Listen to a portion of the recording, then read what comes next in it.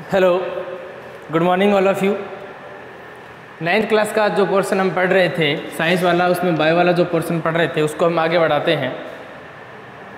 इस पोर्शन में हम जो पढ़ रहे थे वो सेल के बारे में, जो जनरल इंट्रोडक्शन हमारा था वो सेल के बारे में था। हम कोशिका के बारे में जानना चाह रहे थे कि सेल कैसी होती है। एक बात याद रखना, एक ब्रांच है बायो की जिसमें पूरी की पूरी सेल या सेल ऑर्गन की आप स्टडी करते हैं, कोशिका या कोशिका के अंग।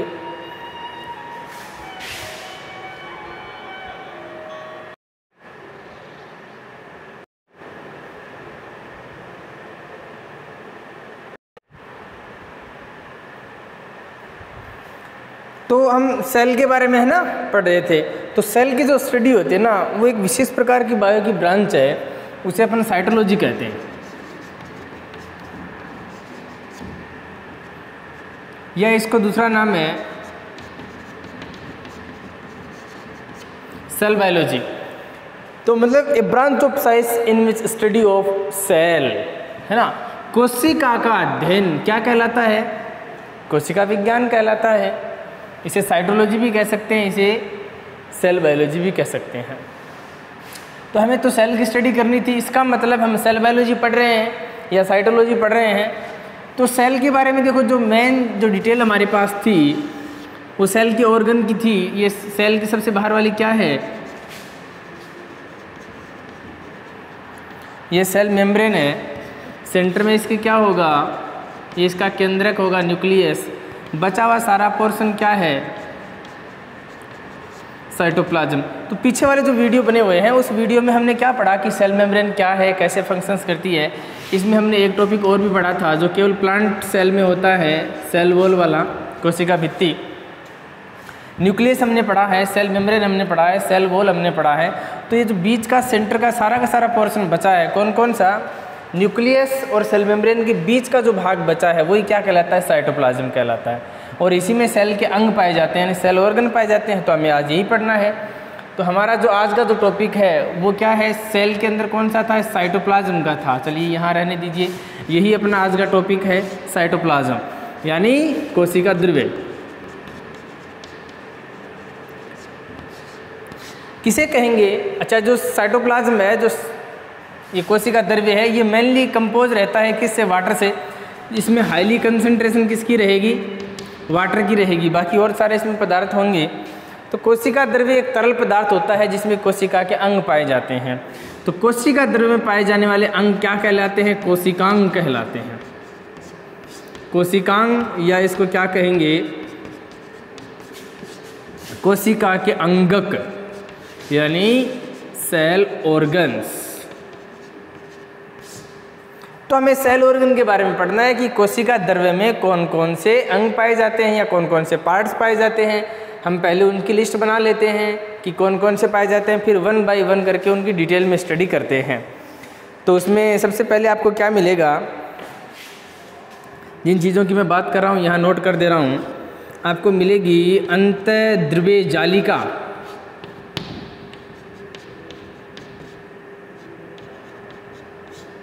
2 नंबर पर लाइसोसोम,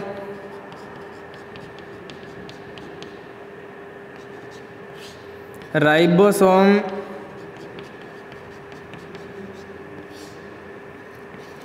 तारक के अंदर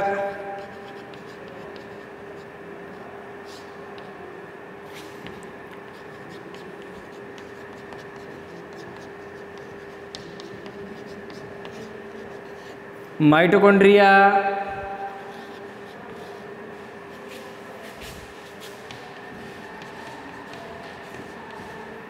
प्लास्टिड। तो ये कुछ जनरल फंक्शंस है जो इसके अंदर पाए जाएंगे। मैंने यही है। अच्छा, एक क्या बचा? गोल्जी काय बचा?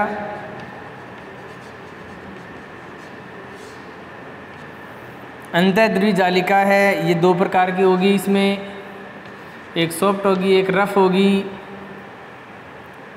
तो ये मेन चीज़ें आपको कोशिका के अंदर मिलेंगी।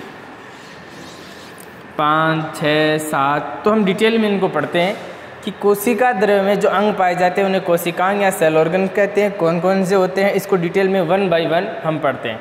तो आप ये थोड़ी सी जानकारी उतार लीजिए, फिर टॉपिक लगाते हैं एंडोप्लाज्मिक रेटिकुलम यानी अंतर्द्रव्य जालिका। तो ये उतारिए।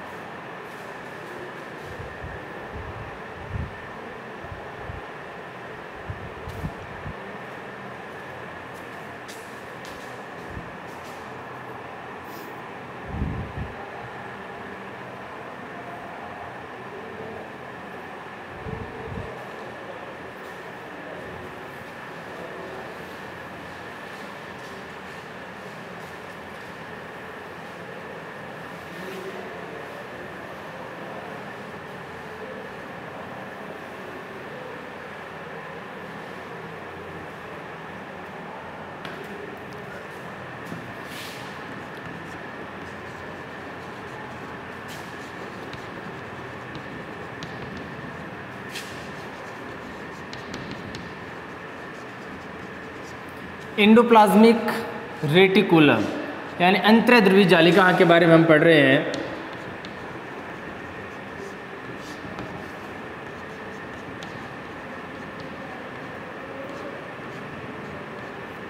देखो अंतःप्रद्रव्य जालिका क्या है। अंतःप्रद्रव्य जालिका आपको कहाँ मिलेगी? आपको मिलेगी न्यूक्लियस के दोनों साइड में मिलेगी। अच्छा, पहले मैं इसके टाइप्स बता देता हूँ। ये दो प्रकार की होगी। अंतःप्रद्रव्य जालिका दो प्रकार से होती है। एक होती है स्मूथ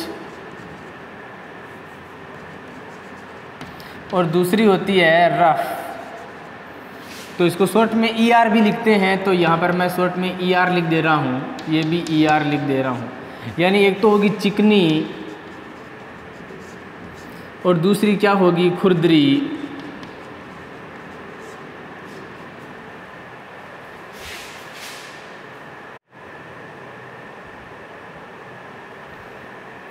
अब ये जो दोनों हैं इनका देखो फंक्शंस देखते हैं हम। तो एंडोप्लाज्मिक रेटिकुलम यानी अंतर्द्रव्य जालिका जो है वो दो प्रकार की हो गई। एक तो हो गई SER, शॉर्ट में इसका ये बनाना SER, और इसका क्या बना? RER बना। तो एक तो ये देखना है कि आपको होगा कहाँ। साइटोप्लाज्म में तो है, पर साइटोप्लाज्म में भी इसकी कोई एक स्थान होता है, एक प्लेस होता है निर्धारित। तो जैसे कि ये हमने एक सेल बनाई है और ये सेल का न्यूक्लियस बनाया है, तो न्यूक्लियस के चारों ओर या न्यूक्लियस के चारों इर्द गिर्द आपको क्या मिलेगी? एंडोप्लाज्मिक रेटिकुलम मिलेगी। जैसे ये इस प्रकार से रहती है।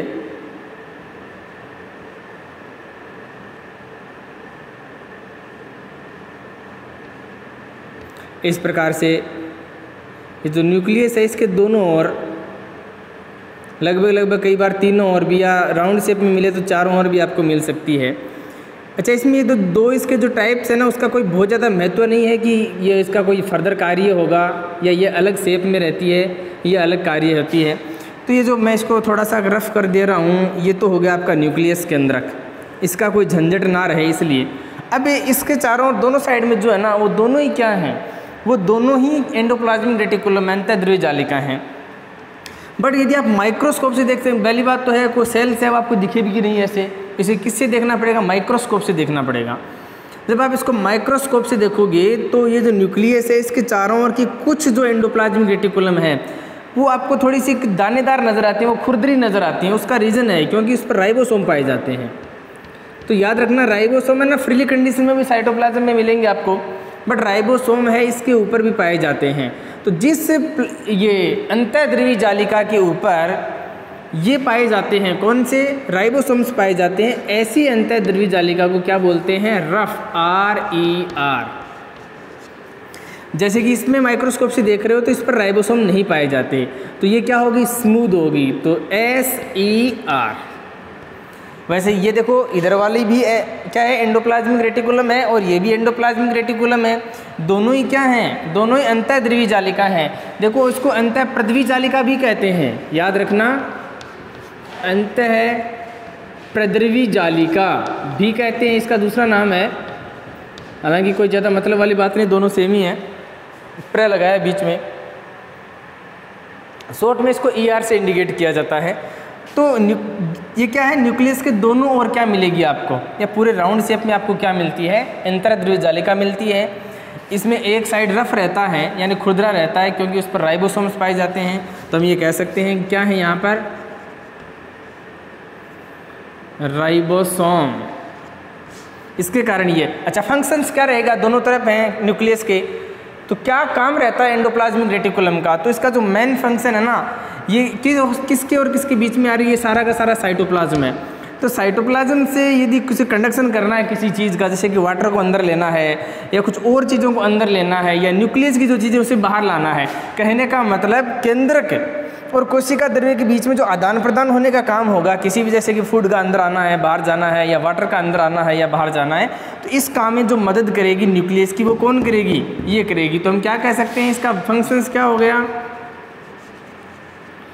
ट्रांसफ़र करना। किसको ट्रांसफ़र करना, जो मैट्रिक्स है ना उसको ट्रांसफ़र करना। तो कोशिका द्रव्य और केंद्रक के बीच में क्या करना है, ट्रांसफ़र। किस किस के बीच में, बिटवीन न्यूक्लियस एंड साइटोप्लाज्म। तो ये आपको मेन चीज़ याद रखना है कि ईआर का फंक्शंस क्या है, अंतःद्रवी जालिका क्या काम करती है। तो अंतःद्रवी जालिका का काम क्या हो गया, केंद्रक और कोशिका द्रव्य के बीच में आदान प्रदान करने का कार्य करता है, जो किसी भी एलिमेंट्स का हो सकता है या किसी भी जैसे कि वाटर का आदान प्रदान करना या कोई भी चीज़ का आदान प्रदान है वो किसके द्वारा होगा, एंडोप्लाज्मिक रेटिकुलम के द्वारा। तो हम क्या पढ़ रहे थे, साइटोप्लाज्म या सेल ऑर्गन पढ़ रहे थे। तो उसका पहला ऑर्गन हमने कौन सा पढ़ा है, एंडोप्लाज्मिक रेटिकुलम पढ़ा है।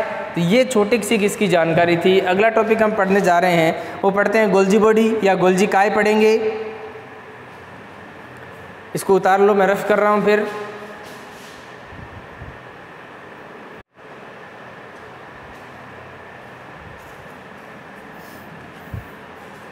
चलो इसको मिटाते हैं, आगे वाला पोर्शन पढ़ेंगे। तो सबसे पहले हमने एंडोप्लाज्मिक रेटिकुलम पढ़ा है, दूसरे पर नंबर पर हम पढ़ेंगे गोल्जी काय या गोल्जी उपकरण या गोल्जी बॉडी।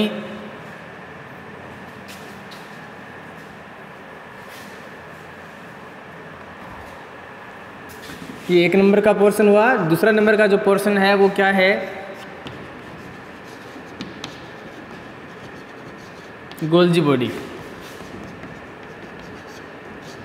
गोल्जी काय या आप इसको गोल्जी उपकरण भी कह सकते हैं, अपरेटस हम पढ़ने जा रहे हैं। ये क्या है, तो हर बार डायग्रामेटिकली हमें समझना होगा।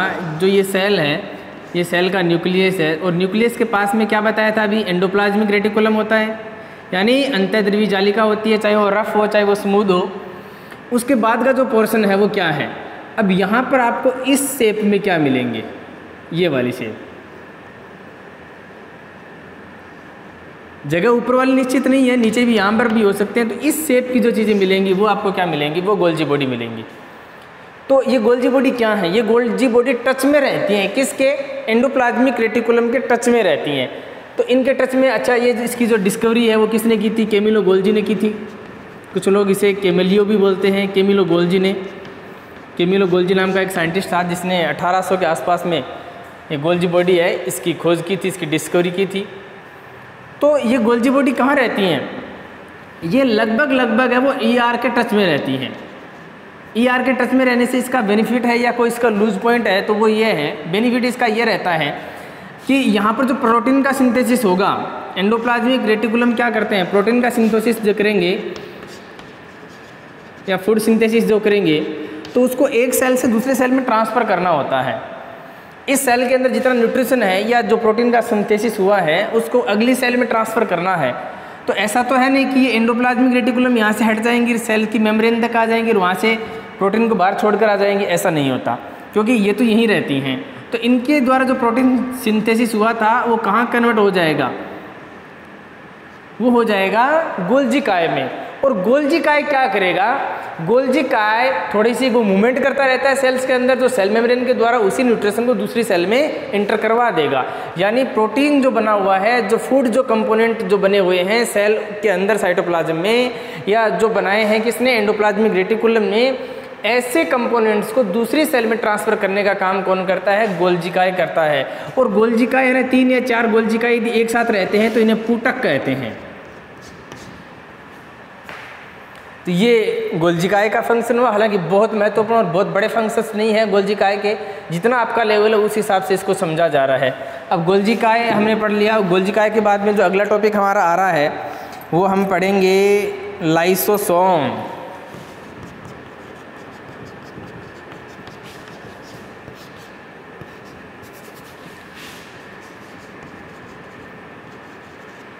लाइसोसोम को हमें पढ़ना है कि लाइसोसोम की क्या फंक्शंस हैं, ये क्या करता है।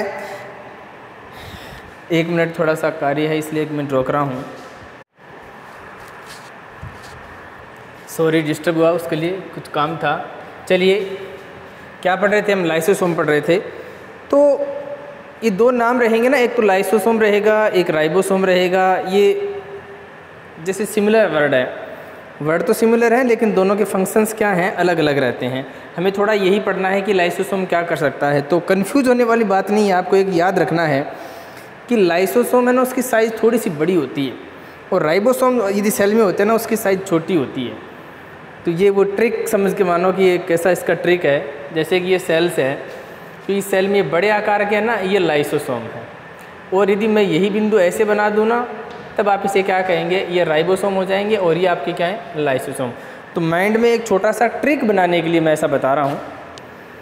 कोई ज़्यादा बड़ी महत्वपूर्ण वाली वैसी बात नहीं है, लेकिन आपको इतना याद रखना है कि लाइसोसोम और राइबोसोम जब सेल की स्ट्रक्चर बनाएंगे तो आप इसको समझ कैसे पाएंगे कि ये लाइसोसोम है। तो देखिए लाइसोसोम की क्या फंक्शन है, मैं केवल अब वही बना दे रहा हूँ, लाइसोसोम वाली पोजीशन। इसके अंदर न्यूक्लियस, इसके पास में इसके ER, यहाँ क्या बनाए हैं, एक एक चीज़ को हम ऐड करते जाएंगे ताकि सेल की स्ट्रक्चर भी निकल कर आएगी हमारे लिए। ये अभी तक हमने क्या पढ़ा है, ये इसका न्यूक्लियस है, इसका ये ER है, ये इसका कौन सा है, गोल्जी बॉडी है, और ये इस प्रकार की स्ट्रक्चर इसमें पाई जाएंगी। यही आपको क्या कहलाएंगी, ये लाइसोसोम कहलाएंगे। तो अब इसके देखो क्या फंक्शन है। लाइसोसोम के अंदर ऐसे एंजाइम्स पाए जाते हैं, इसकी जो मेम्ब्रेन है उस मेम्ब्रेन थोड़ी सी टाइट रहती है, उस टाइट मेम्ब्रेन के अंदर ऐसे एंजाइम डेवलप होते हैं जो बड़े घातक होते हैं। इतने घातक होते हैं कि सेल के सारे ऑर्गन्स को ना चबा जाते हैं, उसे पाचित कर लेते हैं, उसको डाइजेस्ट कर लेते हैं। तो हम क्या कह सकते हैं, इसके अंदर ऐसे डाइजेस्टिव क्या होते हैं, एंजाइम होते हैं। एंजाइम कई प्रकार के हैं, लेकिन यहाँ पर डाइजेस्टिव यानी हर किसी चीज़ का पाचन करने वाले एंजाइम होते हैं। तो लाइसोसोम है ना, छोटे आकार के पाए जाते हैं, राउंड शेप में होते हैं, जो सेल्स के अंदर बहुत सारी संख्या में बिखरे पड़े रहते हैं साइटोप्लाज्म में, और इनके अंदर बहुत सारे डाइजेस्टिव एंजाइम पाए जाते हैं। अच्छा, सेल्स के अंदर क्या हुआ, जैसे कि ये क्या है, गोल्जी बॉडी, ये टूट गई, इसके टुकड़े हो गए, ये बिखर गया। एंडोप्लाज्मिक रेटिकुलम यहाँ से टूट गया, बिखर गया। कहीं से प्लास्टिड है या माइटोकॉन्ड्रिया टूट गया है। तो सेल के अंदर जो क्षतिग्रस्त भाग होते हैं ना, जो टूटे फूटे भाग होते हैं, जो डैमेज पार्ट्स होते हैं, उनको डाइजेस्ट, उनको पचाने का काम कौन करता है, लाइसोसोम करता है। तो लाइसोसोम का ये सबसे बड़ा कार्य है। कौन सा, कि सेल्स के अंदर जितने ऑर्गन हैं, जितने पार्ट्स हैं, यदि वो किसी कारण से डैमेज हो जाएं, वो टूट जाएं, वो क्षतिग्रस्त हो जाएं, तो ऐसे पार्टों को कौन डाइजेस्ट करता है, ऐसे जो पार्ट्स हैं जो खराब हो गए, जो काम के नहीं हैं, उन्हें कौन ग्रहण कर लेता है, लाइसोसोम ग्रहण कर लेता है, क्योंकि उसके अंदर बहुत सारे प्रकार के एंजाइम्स होते हैं। यदि किसी कारण सेल खुद डैमेज हो जाए, सेल मेम्ब्रेन टूट जाए, तो सेल तहन अपना कंपोजिशन संगठन खो देगी, अपना आपा खो देगी, तो फिर सेल वो सेल रही नहीं, वो टूट जाएगी, वो क्षतिग्रस्त हो जाएगी। तो ऐसी कंडीशन में यदि टूट जाए तो, और नहीं टूटे तब भी, कई बार ऐसी कंडीशन में ये होता है कि लाइसोसोम के जो एंजाइम्स होते हैं वो कोशिका के अंगों को ही चबा लेते हैं, उन्हें ग्रहण कर लेते हैं। यानी लाइसोसोम के फट जाने से, लाइसोसोम के जो एंजाइम है, यदि लाइसोसोम फट जाएगी ना ये वाले, तो इसके एंजाइम तो साइटोप्लाज्म में आ जाएंगे। और साइटोप्लाज्म में तो क्या क्या रहता है, केंद्रक भी रहता है, ER भी रहता है, गोल्जी बॉडी भी रहती है, राइबोसोम भी रहते हैं, इसमें माइटोकॉन्ड्रिया भी रहता है ना, सारे के सारे चीज़ इसी में रहते हैं। तो किसी कारण से यदि लाइसोसोम की मेम्ब्रेन टूट जाए, झिल्ली फट जाए, तो लाइसोसोम के अंदर के एंजाइम बाहर आ जाते हैं और पूरी सेल्स के पार्ट्स को चबा लेते हैं, उन्हें उनका पाचन कर लेते हैं। इसलिए लाइसोसोम को सेल की आत्मघाती थैली भी कहते हैं। आत्मघाती थैली यानी सुसाइडियल बैग, सुसाइडियल बैग कहते हैं, यानी आत्मघाती थैली। तो कई बार ये क्वेश्चन पूछा जाता है कि लाइसोसोम को आत्मघाती थैली क्यों कहते हैं। तो आपको बताना है कि लाइसोसोम्स के नंबर हैं वो सेल में बहुत ज़्यादा होते हैं, और किसी कारणवश यदि लाइसोसोम की मेम्ब्रेन फट जाए तो लाइसोसोम के अंदर के जो डाइजेस्टिव एंजाइम है वो साइटोप्लाज्म में पड़े सेल ऑर्गन्स हैं उनको चबा लेते हैं या उनका पाचन कर लेते हैं। चबाने का मतलब ऐसे खाना नहीं है, चबाने का मतलब उनका डाइजेशन करना है, उनको कंपोनेंटों को छोटे टुकड़ों में तोड़ देना है और उन्हें डाइजेस्ट कर लेना है, तो इसलिए आत्मघाती थैली कहते हैं। ये 3 पोर्शंस हुए। अगला पोर्शंस पढ़ते हैं, आप इसको उतार लीजिए।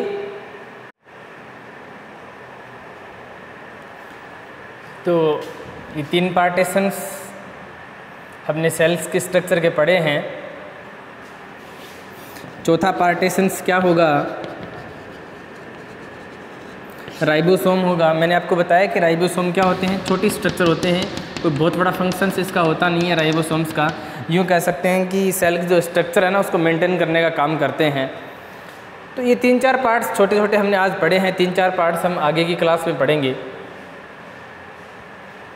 तो जितने हुए हैं आप उसको थोड़ा सा अच्छे ढंग से रिवाइज करते रहिए, उससे अगले पोर्शंस आगे में पढ़ते हैं। तो याद रखना कि साइटोलॉजी के अंदर ही सारी की सारी ऐसी चीज़ें आती हैं।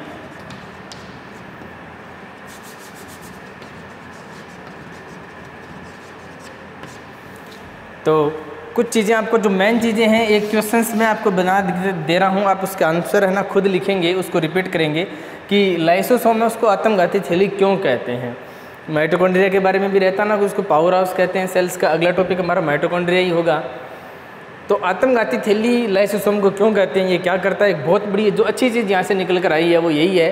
तो आप इसको ना नोट करके अपनी कॉपी में अच्छे से रिवाइज करेंगे, याद करेंगे। आगे वाली क्लास में फिर पढ़ते हैं, तब तक के लिए धन्यवाद।